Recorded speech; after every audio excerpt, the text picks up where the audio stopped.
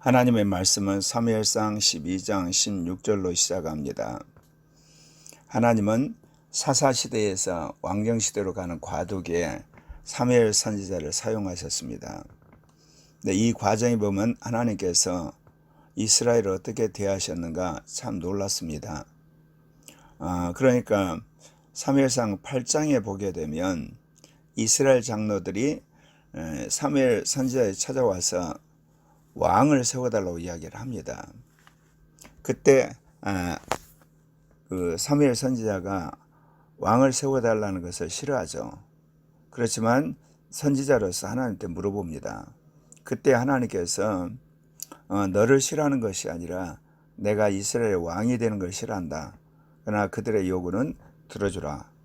그러시면서 이제 왕의 제도가 가지고 있는 앞으로 어떤 그 문제점에 대해서 소상하게 이스라엘 장로들에게 말씀을 하시죠.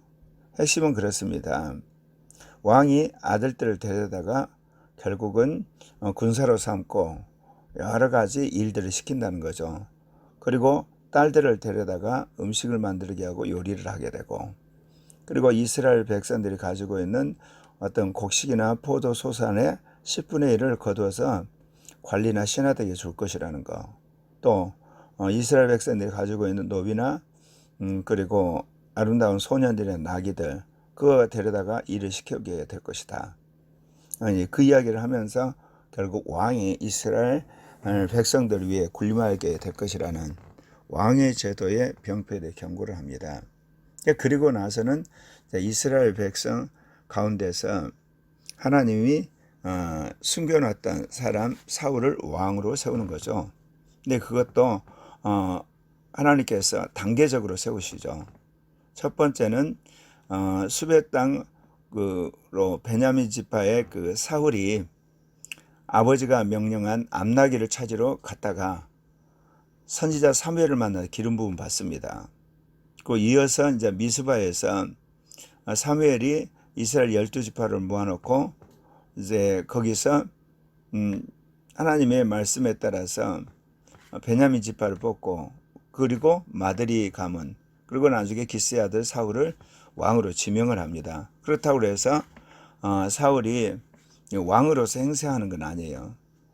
이제 마지막으로 사울이 암몬 사람 나하스가 쳐들어왔을 때 이스라엘 백성들을 규합을 해가지고 그들을 쳐붓습니다.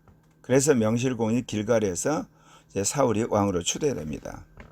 그러고 나서 이제 마지막 사무엘 선지자가 이스라엘 회중을 향해서 마지막 말씀을 증거를 하는 거죠. 왜냐하면 이제 왕이 세워졌기 때문에 권력이 이 사무엘 선지자에서 왕으로 이제 옮겨가기 때문에 마지막 설교라고 할 수가 있습니다. 근데 이 설교의 내용인즉 일찍이 하나님 말씀하셨던 그 왕의 제도를 요구했던 이스라엘의 그 악함을 지적하는 그런 설교를 합니다. 사무엘상 12장 16절에 보면 너희는 이제 가만히 있어서 여호와께서 너희 목전에서 행하시는 이 큰일을 보라.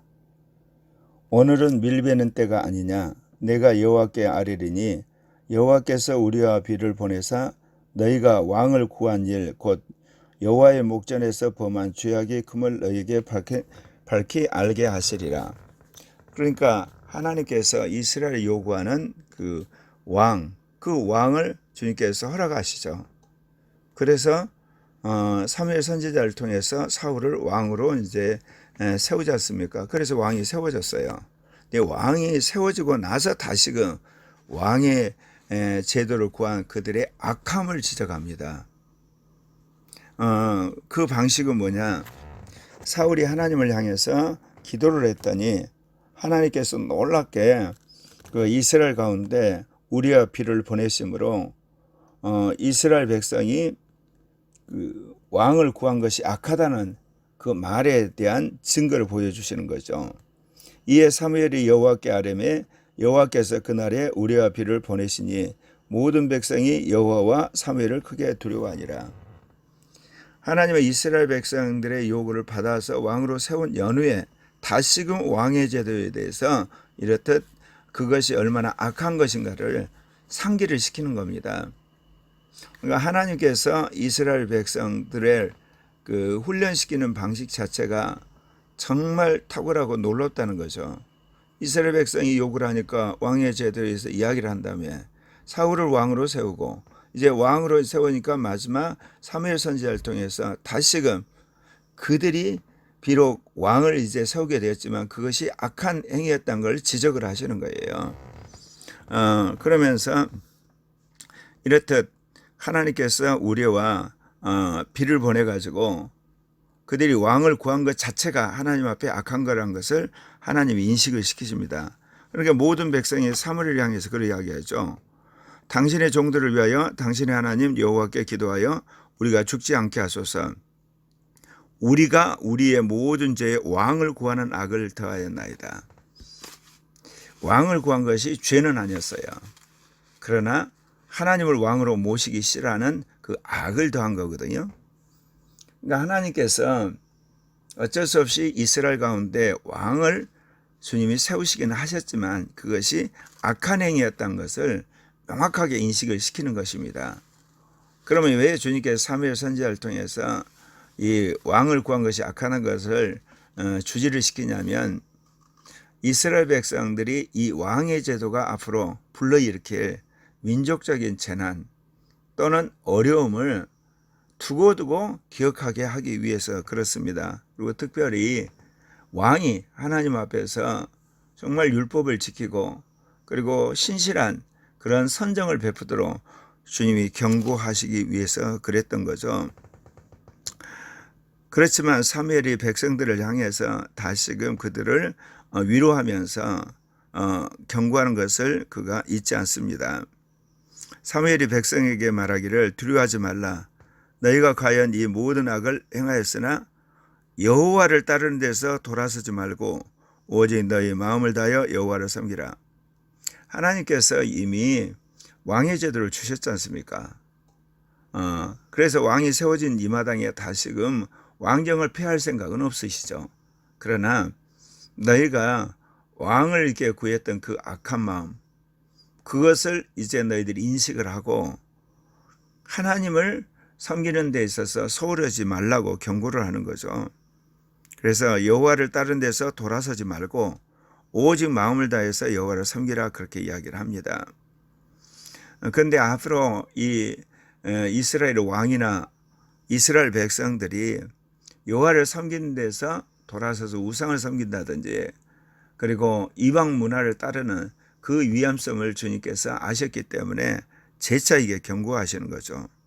그래서 여호와께서 이들을 향해서 계속해서 그것을 주지를 시키시는 겁니다.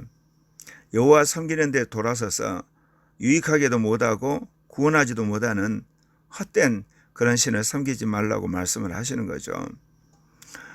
사무엘상 12장 22절에 여호와께서는 너희를 자기 백성으로 삼으신 것을 기뻐하셨으므로 여호와께서는 그의 크신 이름을 위해서라도 자기 백성을 버리지 아니할 것이다. 비록 너희들이 악한 생각에서 왕의 제도를 구했고 그럼에도 불구하고 내가 그걸 허락해서 왕을 세웠는데 그것 때문에 내가 너희를 버리지 않는다는 거죠. 하나님께서 이스라엘을 자기 백성으로 택하셨어요. 그래서 애굽에서 이스라엘 백성을 끄집어내서 가나안 땅에 나라를 세우게 하신 거 아니겠습니까? 그래서 자신의 이름을 위해서라도 이스라엘 백성을 버리지는 않는다. 그 이야기를 강조를 하고 있습니다. 그러면서 사무엘 선지자가 한 유명한 이야기가 있습니다. 나는 너희를 위하여 기도하기를 쉬는 죄를 여호와 앞에 결단코 범하지 아니하고 선하고 의로운 길을 너희에게 가르칠 것인즉 너희는 여호와께서 너희를 위하여 행하신 그 큰 일을 생각하여 오직 그를 경외하며 너희 마음을 다하여 진실이 섬기라. 이제 사무엘 선지자는 이스라엘을 이끌어가는 사사로서 임무를 사울 왕한테 이제 넘겨두었습니다. 곧 사사로서 이스라엘 민족을 지키는 하나의 군사령관의 역할이나 통치자의 역할은 사울 왕이 백성에게 넘겨주고 그는 이제 순전히 선지자로서 이스라엘 민족을 위해서 중보하겠다고 이야기를 하는 겁니다. 그래서 여기 보게 되면 너희는 여호와께서 너희를 위하여 행하신 그 큰 일을 생각하여 오직 그를 경외하며 너희 마음을 다하여 진실히 섬기라. 사무엘 선지자가 계속하는 이야기가 너희가 여호와를 섬기는 일에 있어서 전심을 다하고 그분만을 너희들이 공경하라고 계속해서 이야기를 하죠. 이렇듯 사무엘 선지자가 이스라엘 백성에게 당부한 이유는 뭘까요? 이제 왕이 세워지게 되면 왕이 이스라엘 백성을 다스리게 됩니다. 그리할 할 때 왕도 그렇지만 이스라엘 백성이 하나님 섬기는 것보다는 이 왕의 명령에 복종하게 되고 왕은 이스라엘 백성을 다스리는 가운데 오만해져 가지고 이제 왕이 하나님 역할을 하는 그런 상황이 벌어질 가능성이 굉장히 크기 때문에 왕과 그리고 이스라엘 백성 모두가 여호와를 경외하라고 지금 당부를 하는 겁니다. 그래서 사무엘상 12장 25절에 마지막 경고를 이렇게 하죠. 만일 너희가 여전히 악을 행하면 너희와 너희 왕이 다 멸망하리라. 왕의 제도를 구했던 그 악이 이스라엘 백성에 남아있는 거죠. 그러니까 그들이 그거를 제하고 선한 길로 의로운 길로 돌아와서서 오직 여호와만 섬기게 되면 왕은 물론이고 이스라엘 백성이 축복을 받게 되고 번영하게 되고 주변 민족으로부터 하나님이 지켜주겠지만 그러지 않고 왕과 이스라엘 백성이 여전히 악을 행하게 되면 망해야 된다는 걸 경고하죠. 이 사무엘이 말한 이 경고가 결국은 이스라엘 백성에게 임하고 말죠. 나중에는 이스라엘 12지파가 르호보암 왕 때 분열이 되죠.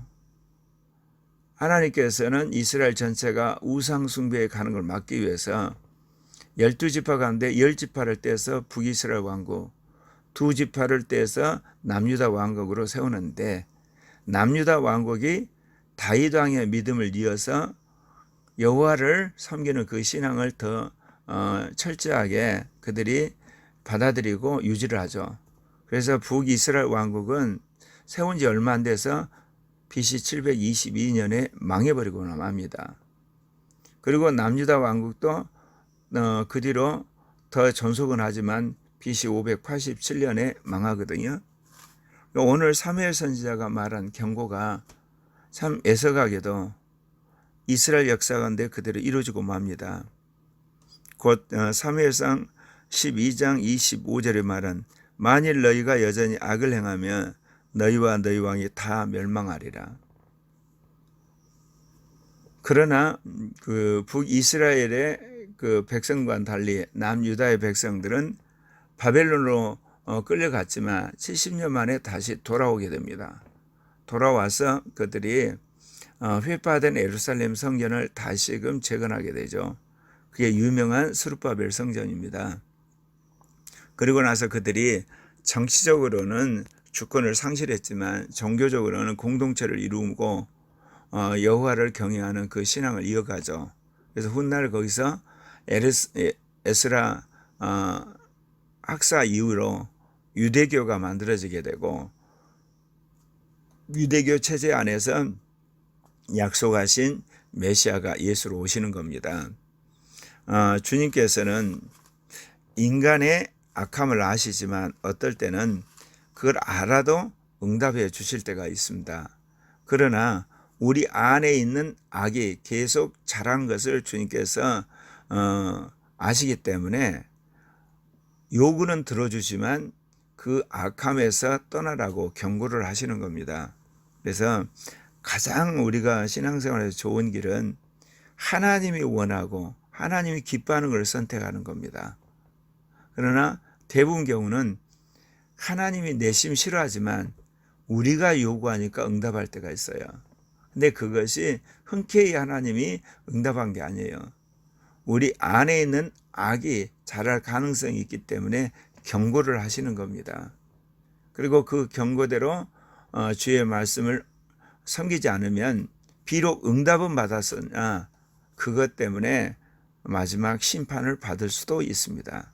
그래서 우리가 신앙생활을 하는 데서 무엇보다 중요한 것이 그의 나라와 그의 의를 구하는 것이고, 그건 무엇보다도 성령 충만을 구해서 영을 따라서 사는 것이고, 그리고 성령의 인도하신 가운데 성경의 말씀을 실천하며 사는 것입니다.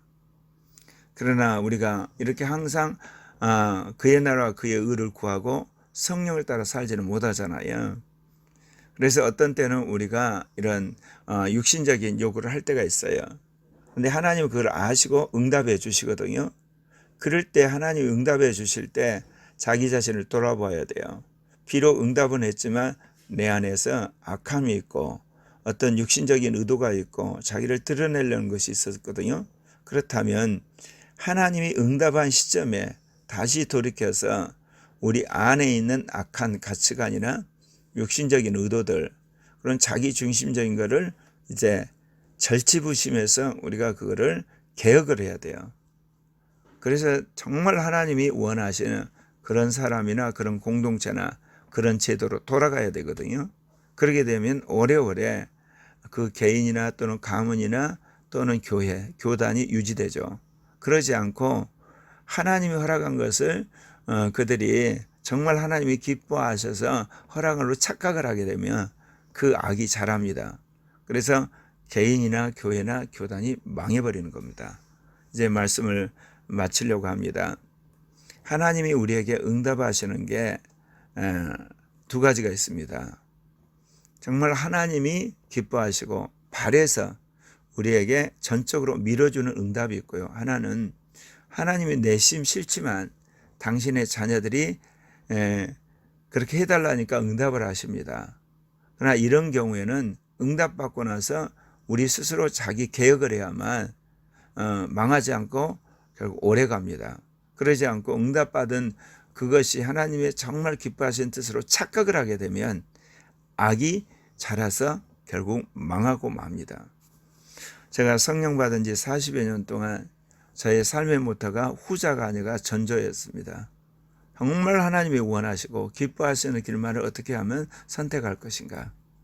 그래서 하나님이 나에게 허락한 어떤 길을 가다가도 그를 깨닫고 그걸 완전히 벗어버리고 하나님이 기뻐하시는 온전한 길을 찾기 위해서 자기 자신을 부인했던 그런 삶이었다고 할 수가 있습니다. 그래서 하나님께서는 제2종교개혁에 관한 그런 귀한 어떤 그 신학과 또는 리더십 그리고 영성, 은사, 전략들을 주셨고 지금은 그를 위한 목회나 선교나 그리고 어떤 운동에 대한 말씀을 하셔요. 이제 말씀을 마치려고 합니다. 하나님이 응답하시는데 흔쾌히 너무너무 하나님 기뻐서 응답하시는 게 있고 마지못해서 응답하시는 것이 있습니다. 그렇다면 여러분은 삶에 있어서 무엇을 추구할 것인가? 하나님이 흔쾌히 원하시고 기뻐하시는 그것을 구하는 여러분 되시고 혹시나 어쩔 수 없이 하나님으로부터 허락을 받았다 할지라도 깨달았으면 자기 계획을 하는 여러분 되시고